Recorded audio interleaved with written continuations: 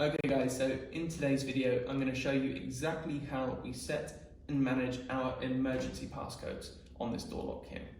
So I'm going to explain that through three different key points. The first in which is going to be explain the difference between what you see on the SaaS to be a manager passcode and also the emergency passcode, because they are very different, but they're also interlinked. Secondly, I'll give you guys an explanation of the scenario or two in which you would use this and why you would want to set that emergency passcode. And then after all that, I'm going to go through and demo the whole process for you. So let's have a look on the back end to see how that goes. We'll go onto the device tab, click door lock list, and then we're going to go to the tab at the top that says password management here. At the top, we can see we have a manage or manager password, and then also that emergency password here. So what's the difference between these two? The manager password is used to verify the fact that you are the hotel manager, and then you can therefore be what we can call trusted by the lock. What you cannot do with the manager password is use it to directly get into the door. That is what the emergency password will be used for. So the manager password, who is it for? It's going to be for those key account holders for that hotel, because that is what you can use to then go and change your emergency passwords. So you do not want to be giving that out freely. You only want to have that for your highest trusted members of staff. On the other hand, the emergency password is what we're going to be looking at, and what that is used for in the situation that, for example, the lock is offline, that you will then use that emergency password to get into the door. That is the role of the emergency password. So what is the situation in which we would use this? Well, there's two really common ones. The first is when we're first installing, decorating and setting up your hotel rooms. You want access to be really simple for that installation staff, and particularly during that time, network access may be poor, so you don't want to be running into any problems where you're constantly having to let them in because they can't use an internet connected code.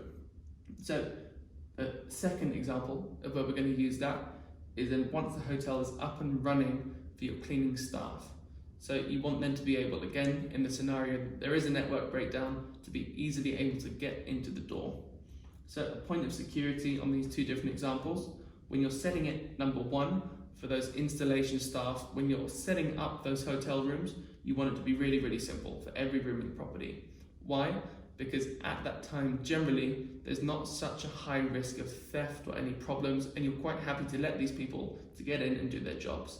So in this case, we can set the emergency password to be really standard across the whole property. For example, a simple 1, 2, 3, 4, 5, 6, depending on you guys. However, after that's complete and the hotel is fully operational, you want to consider the security of how easy it is to access these rooms in the case of an emergency. So in that case, we do suggest that you have either a completely random generated model, which I'll show you, or also some kind of standardized process that makes it very difficult for people to figure out exactly what that emergency password will be. So that's the logic. Let's have a look at exactly how we do it, and I will talk you through it referring to that same logic. So like we said, we're going to go through those tabs. So it's device, door lock list, and then the password management. At the top, we're first going to have a look at our manager password. So we can see here it's 604084. And now what we want to do is go and manually change that emergency password. So how are we going to do that? We first go on the lock, we click 00#, and then we're going to enter that manager password to prove we have the authority. So it's 604084. Yeah. To clear guest code, press £2 key to clear guest card, press £3 key to revise emergency code, press £4 key to revise admin code. So we've been prompted then to press number 3 to set the emergency code.